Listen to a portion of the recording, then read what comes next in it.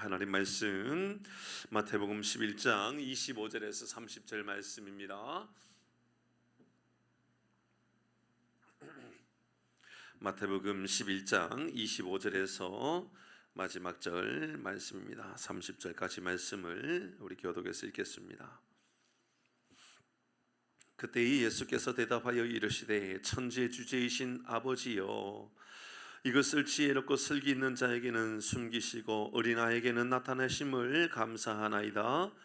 옳소이다. 이렇게 된 것이 내 아버지께서 모든 것을 내게 주셨으니 아버지 외에는 아들을 아는 자가 없고 아들과 또 아들의 소원대로 계시를 받는 자 외에는 아버지를 아는 자가 없느니라. 수고하고 무거운 짐진 자들아, 내가 너희를 쉬게 하리라. 나는 마음이 온유하고 겸손하니 나의 명예를 메고 내게 배우라. 그리하면 너희 마음이 쉼을 얻으리라. 같이 합니다.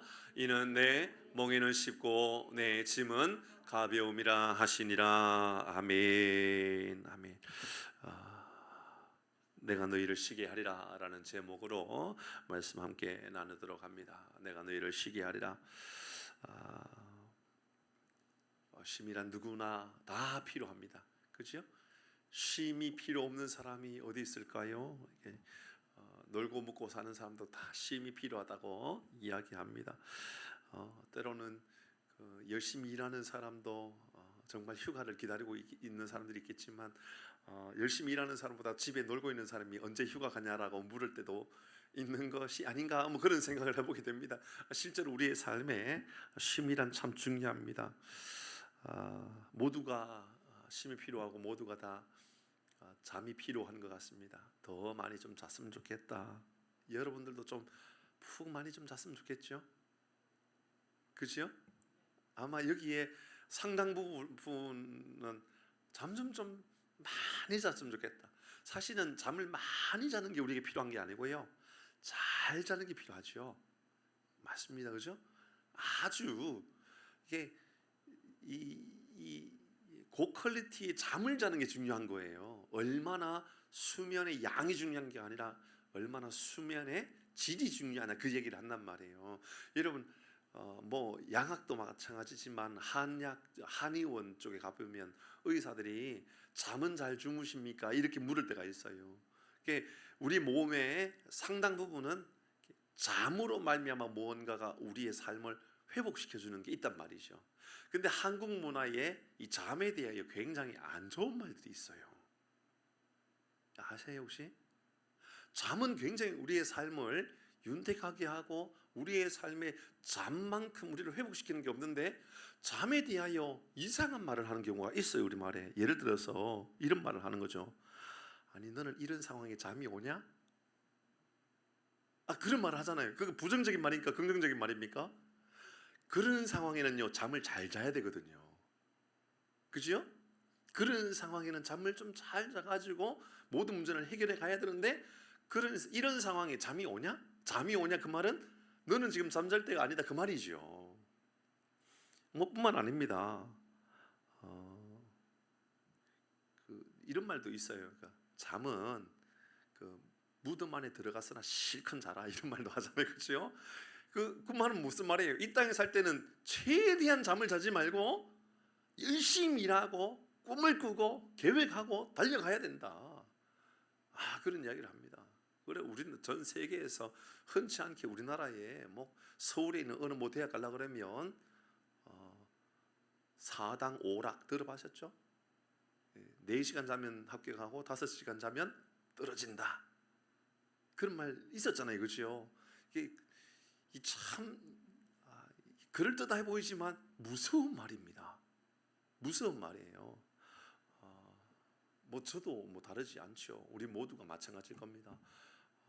사실은 자정 이전에 12시 이전에 빨리 자야지, 그때 자는 게 자정 이후에 자는 것보다 훨씬 더 중요한 잠이라고 그러거든요. 그래서 차라리 한 8시, 9시부터 자는 게 너무 좋고, 그리고 새벽 한 2시에 일어나는 게 너무 좋다라고 말하는 사람들도 실제로 있어요. 그래서 12시 이후에 많이 자는 것보다 12시 이전에 잠을 자더라도 그때 자는 게 훨씬 더 우리의 이 피곤함을 빨리 해결할 수 있다. 이제 그런 이야기들을 실제로 하죠. 근데 참 놀라운 것은 이런 생각을 해보면 우리 문화의 잠은 곧 게으름을 상징하는 것처럼 느껴지죠, 그렇죠? 이 웃기는 이야기입니다. 그러니까 잠이 게으름과 이게 뭐 좀 대명사는 아니어도 그래도 잠 많이 자면 게으른 사람 이런 쪽으로 해석하려고 그러는데 성경도 그럽니까? 아니 성경은 그렇지 않죠. 성경은 우리에게 얼마나 귀한 말을 합니까? 하나님은 사랑하는 자에게 뭘 준다고요? 아니 성경은 분명히 우리에게 사랑하는 사람, 사랑하는 자에게 잠을 주신다. 얼마나 아름다운 이야기입니까? 그렇죠? 얼마나 좋은 이야기입니까? 하나님께서 여러분에게 우리에게 정말 숙면을 취할 수 있는 잠을 주시기를 바랍니다. 저도 마찬가지고요. 우리 모두도 마찬가지입니다. 전 그래도 다행인 게 잠자면 잘 안 깹니다. 그 얼마나 감사한 일입니까? 그렇죠? 그러니까 잠 조금 자고 뭐 몸이 너무 안 좋은 사람들, 특히 이제 간이 안 좋거나 신장이 안 좋거나 이런 사람들은 조금 자다가 깨고 조금 자다 깨고 그래서 잠은 계산하면 막 많이 잤는데 뭐 8시간, 9시간, 뭐 10시간도 잤는데 잔 것 같지 않는 늘 피곤함만 쌓여 있는 그런 삶도 있는 거죠. 여러분 세계의 그 수면 부족 국가 1위가 우리나라라는 말이 있어요.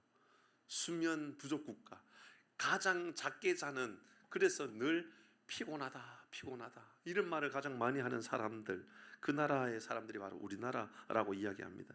근데 오늘 성경은 우리에게 내가 너희를 쉬게 하리라 이런 말씀을 하고 있습니다. 내가 너희를 쉬게 하리라. 쉼이 우리 주님께로부터 온다는 말이 되겠죠? 그죠? 내가 너희를 쉬게 하리라. 내가 너희를 쉬게 하리라. 달리 말하면 잠을 우리 하나님께서 우리에게 주시는 것이고 우리의 회복을 하나님께서 주시는 것이고 위로도 우리 하나님께서 주시는 것이고 충전도 우리 하나님께서 주신다라는 것을 우리에게 알려주고 있는 것이지요. 어떤 이에게 쉼을 주신다 그럽니까? 여러분 쉼은 오늘 말씀을 쭉 읽어보니까 어린아이와 같은 이에게 준다 그런 표현을 하고 있는 것으로 보여집니다. 우리 25절 말씀을 같이 한번 읽어봅니다. 25절입니다. 시작. 그때에 예수께서 대답하여 이르시되 천지의 주제이신 아버지여 이것을 지혜롭고 슬기 있는 자에게는 숨기시고 어린아이에게는 나타내심을 감사합니다. 여러분 이 말이 무슨 말입니까? 여러분 왜 하필이면 어린아이와 같은 사람이라고 이야기하고 있을까요? 지혜로운 사람, 똑똑한 사람, 슬기로운 사람은 깨닫지 못하고 그 말 아닙니까? 숨기시고 깨닫지 못하고 어린아이는 알게 되는 것. 어린아이와 같은 사람들 그들은 알게 되는 것. 이게 뭘까요 도대체? 여러분 우리가 알고 있는 것처럼 어린아이는 연약한 존재를 말하는 거겠죠. 먼저는 어린아이라고 하는 존재는 연약한 존재입니다. 스스로 무엇인가 이룰 수 있는 능력이 없는 존재들. 그래서 누군가가 도와주어야만 하고 그래서 많은 동물들 가운데 유일하게 사람은 태어나서 부모가 도와주지 않으면 죽어버리죠. 맞죠? 그죠? 소도 태어나면 스스로 일어납니다. 그죠? 스스로 일어납니다. 먹을 것을 본인이 찾아내기도 합니다. 어린아이는 태어나면 부모가 도와주지 아니하면 엄마가 도와주지 않으면 그냥 죽어버립니다. 방법이 없습니다. 기지도 못하고 엎드리지도 못하고 아무것도 하지 못합니다.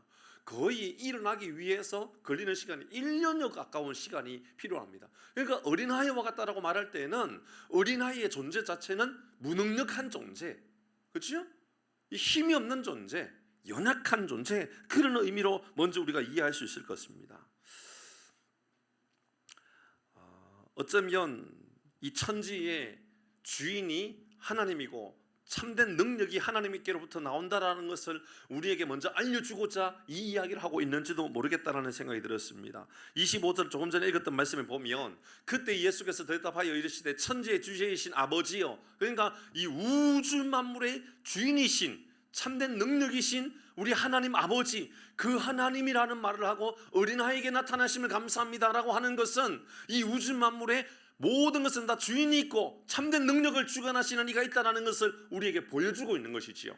그러니까 이 어린아이가 부모의 손길로 인하여 일어나지 아니하면 일어날 수 없는 것처럼 이 우주 만물의 모든 사람은 이 우주 만물의 주관자이시고 창조주이신 하나님의 도우심의 손길 아래 거하면 우리가 일어날 길이 없다. 그 말을 우리에게 알려주고 있는 것처럼 보여집니다. 여러분, 세상의 모든 것이 다 주인이 있습니다. 그렇죠? 다 주인이 있습니다. 여러분, 지나가다가 보면 좋은 차가 있잖아요. 좋은 차가 지나갈 수 있잖아요. 그렇죠? 좋은 차가 있는데 마음에 든다고 가가지고 타고 가버리면 됩니까? 안 됩니까? 불법이죠. 불법. 그냥 불법이라 말하면 아니고 절도죠. 절도. 바로 붙잡혀 갑니다. 아니 보니까는 노성래 집사님 집이 마음에 들어요. 가가지고 집사님 내보내고 우리가 들어가서 살아버립니다. 그럼 됩니까? 안 됩니까? 안 되죠. 그렇죠? 불법 증거가 되는 것입니다. 그렇죠? 다 주인이 있기 때문에 그렇습니다. 주인입니다. 주인 다. 주인의 계약을 다 하고 살아갑니다. 그 우리나라의 좀 묘한 그런 이제 우리나라만 그런지 다른 나라도 그런지 모르겠습니다만은 이 자연계에 있는 모든 것들이 다 주인이 다 실제로 있습니다. 그죠? 우리 이제 할머니들 보면 이곳에 계시는 우리 권사님들은 그렇지 않을 거라고 제가 확신하고요. 보면 저 산에 나는 나무들은 주인이 없다라고 생각합니다. 저 산에 나는 나무는 주인이 있습니까? 없습니까?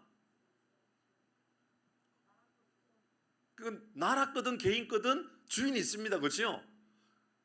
허락받지 않고 그거 채취하면 실제로 법적으로 보면 절도죄입니다. 절도죄. 그러니까 그게 개인 땅이면 개인 땅 주인에게 절도한 것이고 국가 거면 국가의 거 우리가 절도한 것과 같은 겁니다. 그런데 가가지고 막 뭐 뜯어가지고 가기도 하고 팔아버리기도 하고 뭐 이렇게 하는 사람들이 꽤나 있죠. 그러니까 아무렇지 않다라고 생각하지만 실제로는 다 주인이 다 있습니다. 제가 어렸을 때 제 시골을 생각해 보면 이 말씀을 묵상하면서 그런 생각이 들었어요. 예전이죠.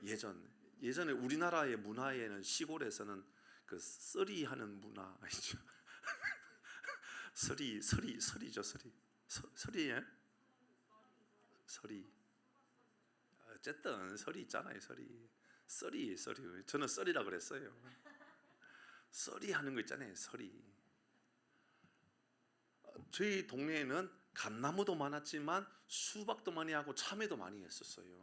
그러니까 제 어렸을 때 또래, 그러니까는 뭐 그때 국민학교 때 뭐 1, 2학년, 2, 3학년 그 또래는 그 동네에 있는 밭에 참외도 있고 수박도 있고 감도 있어요. 주인이 있어요, 없어요? 주인에게 제가 허락을 맡았을까요, 안 맡았을까요? 그러니까 안 맡고 그냥 가가지고 그냥 먹어버리는 거예요. 그냥 뭐 수박도 뭐 보이고 마음에 들면 수박 따가지고 가가지고 저 내과에 가가지고 깨가지고 먹어버리고 먹는데 다 깨끗하게 먹지도 않아요. 반도 안 먹고 다 버리고 동네 아저씨들이 뭐라고도 안 해요. 그냥 어르신들이 하는 이야기가 야 밥만 망가뜨리지 마라. 그리고 먹고 싶은 대로 먹어라. 그랬단 말이에요. 그러니까 어렸을 때 마음에 서리하는 것은 죄다 아니다. 그렇게 생각했어요. 근데 죄입니까 아닙니까? 죄입니다. 여러분 이 땅에 우리의 삶을 잘 돌아보면 여러분 주인이 다 있는데 주인이 내가 주인인 것처럼 행세하고 살아가는 경우가 얼마나 많이 있는지 모른다. 그 말을 들으려고 하는 거예요. 서리하는 그게 오늘날 이 시대의 우리의 삶에도요 그대로 적용되어져 가지고 내가 가지고 있으면 내 것이다라고 생각하는 거예요. 등기부에 내가 올려놓으면 내 것이다라고 생각하는 거예요. 근데 실제로 하나님께서 우리에게 맡겨주신 것이지요. 청지기로 맡겨주신 것입니다. 천지의 주제이신 아버지여 라고 말하는 것은 이 우주 만물의 주인이 하나님이신데 어린아이들은 그거 안다라는 거예요. 뭐냐 하면 연약하니까 도와주시지 않으면 안 된다는 거 아니까. 우리의 삶은 어느 순간부터 오늘 아침에도 묵상했고 어제도 묵상했던 것처럼 어느 순간부터 이제 우리는 교만해서 우리가 주인인 것처럼 우리가 뭔가 다 이룬 것처럼, 우리가 뭐든 다 소유한 것처럼 생각하고 살아간다, 그 말입니다. 사랑하는 성도 여러분, 어린아이와 같은 천국을 소유하고 어린아이와 같은 사람에게 하나님께서 천국을 주신다라고 할 때에는 우리가 이 땅에 주인 행세하고 살면 안 된다라는 것입니다. 하나님의 도우심을 힘입지 아니하면 어떤 것도 내가 잡고 있는 것이 내 것이 아니고, 내가 누리고 있는 것도 내 것이 아니고, 내가 즐기고 있는 것도 내 것이 아니다라는 것을 하나님 우리에게 가르쳐주고 있는 말씀인 것이지요. 그러므로 사랑하는 성도 여러분, 시간도 하나님의 것이고, 내 몸도 하나님의 것이고, 내 생각도, 내 행동도, 내 물질도 하나님이 주인이신데 하나님 나에게 맡겨주셨으니 하나님께 도움을 힘입고 살아가는 은혜를 우리 모두가 누릴 수 있기를 주의 이름으로 축복합니다. 첫 번째, 그래서 왜 어린아이일까 생각해 보니까 연약한 존재이기 때문이구나. 연약한 존재이기 때문에, 하나님을 찾지 않으면 안 되는 연약한 존재이기 때문에 하나님이 말씀 우리에게 주시는구나 생각을 들었습니다. 두 번째는 어린아이는 매우 단순하고 유치하기까지 할 때가 많습니다. 어른들이 볼 때는 무슨 저렇게 유치하지, 어떻게 저렇게 단순하지, 이렇게 생각할 때가 있는 겁니다. 이것이 뭘까 생각해 보았습니다. 보니까 오늘 25절의 말씀에 보면, 그때 예수께서 대답하여 이르시되 천지의 주제이신 아버지여, 이것을 지혜롭고 설계 있는 자에게는 숨기시고, 이게 뭘까요? 이것을 숨기시고, 뭘 숨겼다라는 말일까요? 구원을 숨긴 것에 대한 이야기입니다. 구원이 어떻게, 이 구원이 오늘 본문의 말씀으로 해석한다고 하면 쉼이 될 수 있겠죠. 쉼이라고 하는 것이 어떻게 우리에게 임하게 되는 것일까? 참된 구원의 삶이 어떻게 우리에게 임하게 되는 것일까라고 이해할 수 있을 것입니다. 첫 번째, 조금 전에 말씀드렸던 것처럼 연약하다, 나는 부족하다 인정하는 사람에게 이 구원의 복이 임하게 된다. 하나님의 은혜를 구하는 사람에게 이 구원의 은혜가 임하게 된다. 두 번째는 단순하고 유치하지만 순수한 마음을 가지고 순종하는 그에게 이 구원이 임하게 된다. 이렇게 우리가 이해할 수가 있을 것입니다.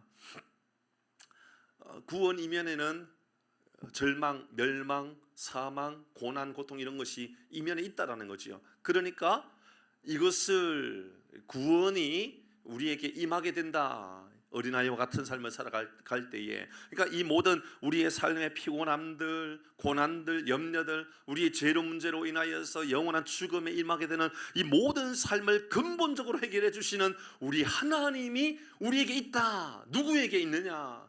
단순하게 믿음의 삶을 살아가는, 복잡하면 절대로 믿음으로 주님 앞에 나갈 수 없다라는 것을 알려주는 겁니다. 어린아이만큼 단순해질 수 있어야 된다. 어린아이만큼 우리의 마음 안에는 유치하지만 그래도 순종할 수 있어야 된다라는 것을 알려주지요. 그리고 말씀을 한번 쭉 묵상해 보니까 성경은 믿음으로 주님 앞에 나오는 이들마다 복잡하고 어렵고 힘들고 고뇌하면서 뭔가 연구해내 가지고 하나님께로 나오는 사람이 없어요. 다 단순하고 유치하게 하나님께로 나옵니다. 삭개오 생각해 볼까요? 삭개오는요, 돈 많은 부자입니다. 똑똑한 사람입니다. 계산 빠른 사람입니다. 예수님 만나려고 어떻게 했죠? 나무 위에 올라갔습니다. 여러분, 사람들이 볼 때에 뭐라 그러겠습니까? 아니, 저희 주책 맞아가지고 이 주책도 없는 저런 생각도 없는 사람이라면서, 때로는 많은 사람들이 저 삭개오를 바라보면서 아니, 배운 사람이 무슨 저 모양이냐고 그런 말을 충분히 들을 수도 있지 않을까, 그런 생각을 해보게 됩니다. 근데 삭개오는 내가 예수님 만나야 되겠다 생각할 때는 나무 위에 그냥 올라가는 겁니다. 왜요? 만나는 게 목적이니까. 그게 어렵지 않습니다. 매우 단순합니다. 예수님 만나기 위하여 나무 위에 올라가겠다, 그렇게 이야기하는 것이지요. 돈이면 뭐든 다 이룰 수 있다고 생각했던 한 사람이 말이죠, 모든 것을 다 내가 이룰 수 있다고 생각했던 그가 말이죠, 예수님을 만나기 위해서 나무 위에 올라간다. 그리고 예수님의 부르심, 그 부르심에 모든 것을 다 드리겠다라고 말하는 것, 여러분 꼭 그렇게 해야만 합니까? 아니거든요. 그런데 여러분 보면 삭개오만큼 단순하고 삭개오만큼 유치하게 그렇게 예수님을 만나고 예수님 앞에 고백하는 사람이, 여러분 성경에 또 어디 있을까 생각하니까 성경에 나오는 인물들은 대부분 다 그래요. 예수님을 만나는 방법은요, 어려운 방법을 쓰는 사람이 없어요. 어떤 여인은 예수님 뒤에 와가지고 옷자락을 만지면 낫겠다라고. 그래서 예수님 뒤에 와가지고 옷을 잡아요. 아니 세상에 예수님 옷 잡아가지고 치료되었어요. 낫게 되었어요. 어렵습니까? 쉽습니까? 그거 못할 사람이 있을까 없을까요? 그거 못할 사람이 어디 있습니까? 그죠? 이렇게 단순한 겁니다. 그냥 순종이라고 하는 것은 복잡한 게 아니에요. 그냥 예수님 만나면 되겠구나. 예수님이 우리에게 기도하라. 그럼 기도하는 거예요. 그냥 우리 주님께서 우리에게 가르쳐 주신 것을 행하고 살아가는 것이지요. 간혹 저는 여러분은 절대로 그런 일이 없기를 바라고요. 간혹은 예수 믿는 사람들 가운데 그래 예수를 믿는 거 신약 시대에는 믿음으로 구원을 받는다. 신약 시대는 성경이 바울을 통하여서 계속해서 그렇게 가르쳐 주니까 믿음으로 의롭게 된다라고 했으니까 그래 그렇지라고 생각하는지만 어떤 사람들은 구약은 믿음으로 구원을 받는 것이 아니라 행위로 구원을 받는다라고 생각하는 경우들이 있어요. 근데 아니에요. 간혹은 목사님들 중에도 행위로 구원을 받는다라고 생각하고 설교하는 경우들이 있어요. 여러분, 우리의 행위가 완전해질 수 있나요, 없나요? 그러면 구약에 있는 모든 인물들은 구원을 받을 수 있다, 없다? 없잖아요. 여러분, 아브라함의 행위가 온전한 행위였나요? 아니지요. 다윗의 행위가 온전한 행위였나요? 아니지요. 그러면 어떤 사람이 이렇게 말합니다. 요셉의 행위는 죄를 지은 이야기가 없잖아요. 예, 없어서 기록이 안 된 걸까요? 그냥 기록을 안 한 걸까요?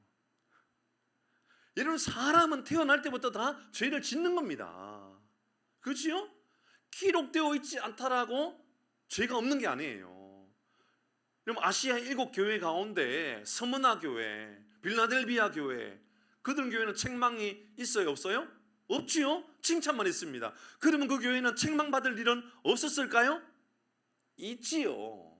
우리 교회도 마찬가지인 거예요. 우리 교회도요, 겉으로 볼 때는 다 칭찬받을 만한 일들만 있어도요, 속을 다 들여다보면 책망받을 만한 일이 있을 수 있는 거예요. 여러분이 볼 때에 이 앞에서 설교하고 있는 저는 완전한 사람으로 보이잖아요, 그죠? 제가 말하고도 제가 얼마나 웃기는 일이겠어요. 말도 안 되는 소리인데. 여러분은 온전한 사람입니까? 저나 여러분이나 뭘. 어쩌면 여러분보다 제가 더 숨기고 있는 게 더 많을지도 모르지요. 죄라는 건 이런 거라는 거예요. 숨겨서 모르는 것이지 알고 나면 얼마나 악한지 몰라요. 맞지, 그죠? 집사님 인정 안 하셔도 제가 인정할 수밖에 없어요. 최근에 제가 생각해 보면 제가 제 어머니한테 죄를 지었어요. 제 어머니한테 그렇다고 제가 어머니에게 못된 말을 하고 거짓말 이런 게 아니라고요. 저는 어머니한테 할 수 있는 것 최선을 다해서 잘 섬기려고 애를 써요. 저 어머니하고 저하고 권사님 사이가 좋다 안 좋다? 제가 말씀드렸잖아요. 저하고 어머니하고는 맨날 싸운다고. 전화 오는 게 겁나요. 왜냐하면 싸울까 봐. 아닌 것 같아요.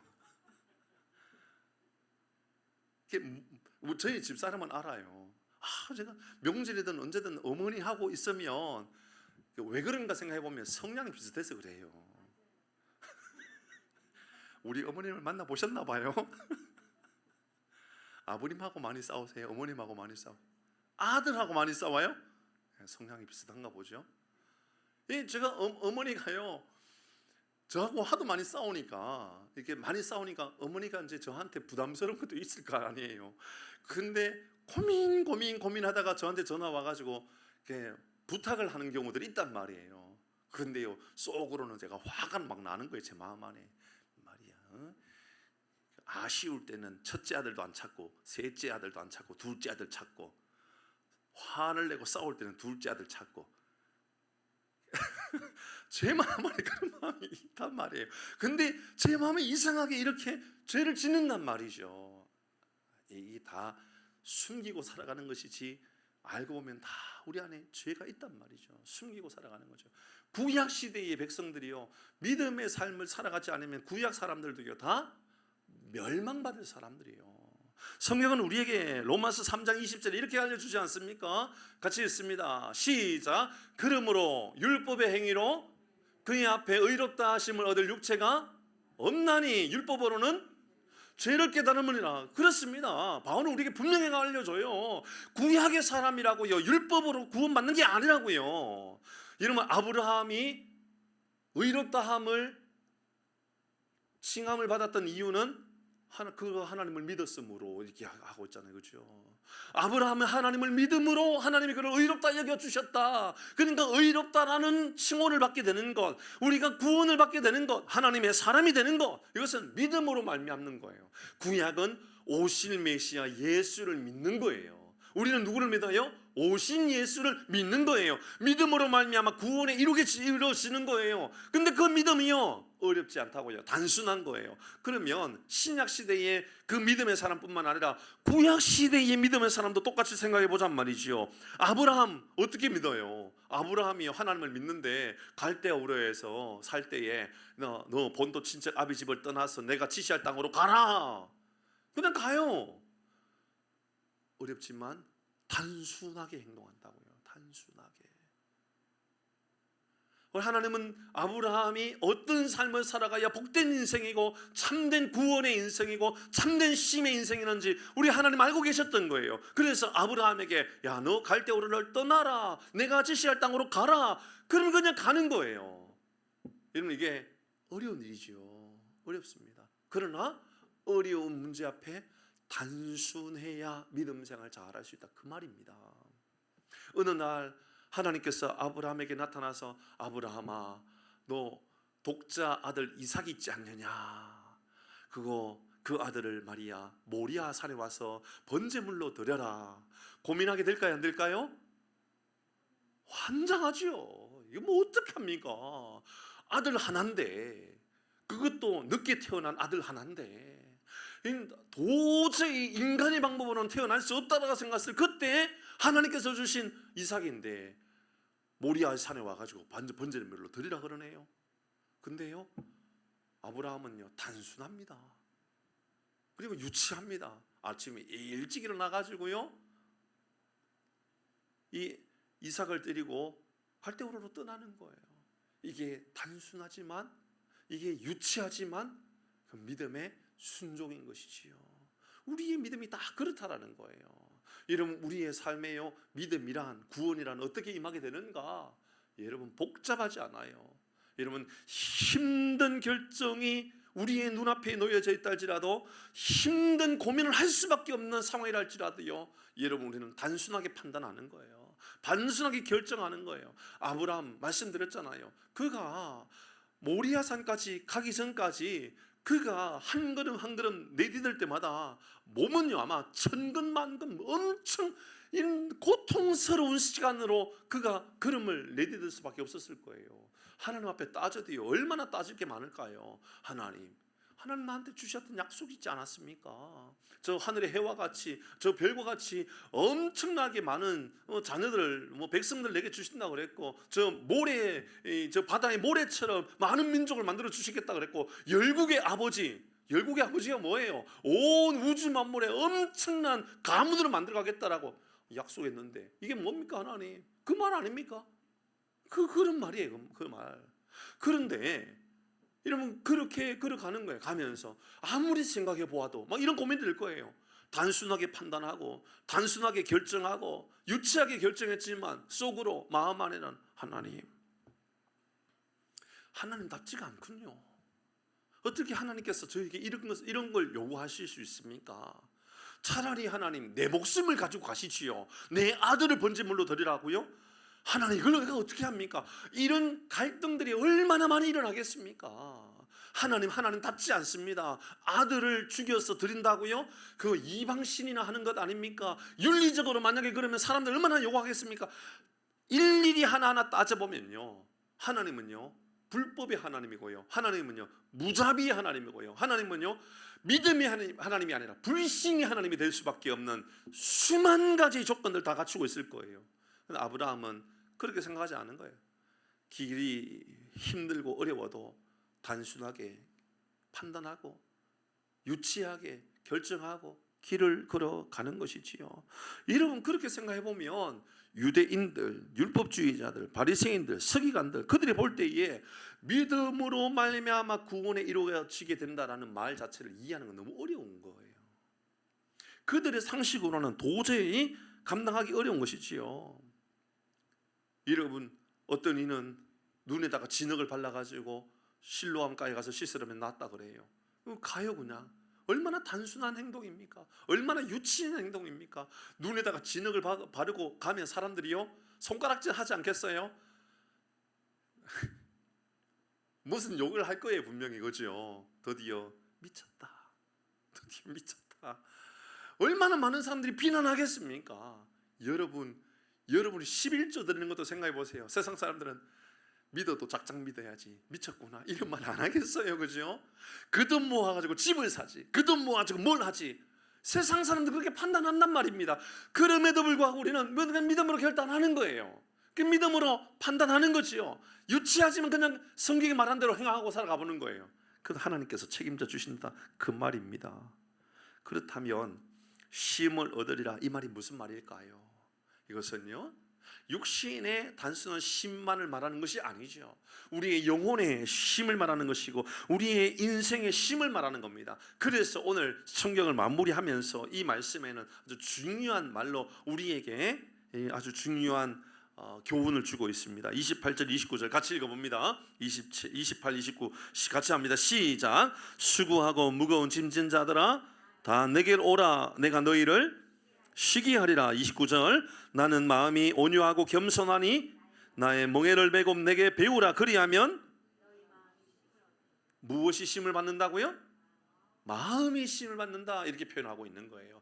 그냥 단순히 육신의 쉼만을 말하는 것이 아니라 예수님을 따라가는 것, 단순하지만 유치하지만 순종하고 살아가는 많은 사람들을 향하여서 여러분 우리에게 이렇게 알려주고 있는 거예요. 우리의 삶에, 우리의 마음에, 우리의 영혼에, 우리의 인생에 쉼을 허락해 주겠다라는 것이지요.